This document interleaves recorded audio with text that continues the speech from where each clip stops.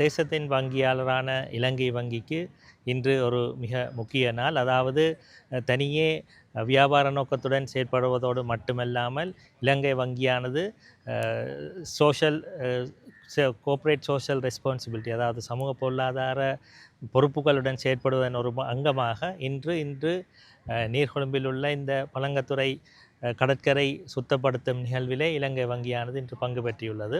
இலங்கை வங்கியோடு இலங்கையின் விமானப்படையினரும் சேர்ந்து இன்று இந்த கடற்கரையை சுத்தப்படுத்தும் நடவடிக்கைகளில் ஈடுபட்டிருந்தோம்.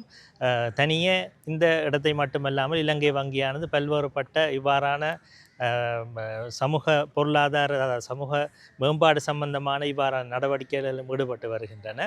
அந்த வகையில் இன்று இந்த பழங்கத்துறை கடற்கரையானது இலங்கை வங்கியின் ஒத்துழைப்புடன் சேர்ந்து இன்று இந்த சுத்தப்படுத்தும் நடவடிக்கை மேற்கொள்ளப்பட்டிருந்தது.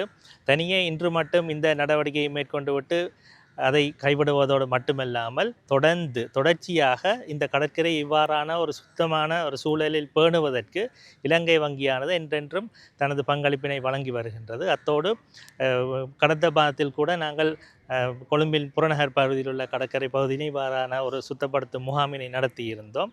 தனியே வியாபார நோக்கத்தோடு மட்டும் செயற்படாமல் பொதுமக்களின் சமூக மற்றும் அவர்களது சுகாதார மேம்பாட்டுக்கு ஒத்துழைப்பு வழங்கும் ஒரு அங்கமாகவே இன்று இந்த கடற்கரை சுத்திகரிப்பு இந்த நிகழ்ச்சியானது இலங்கை வங்கியினால் ஒழுங்குபடுத்தப்படுகின்றது.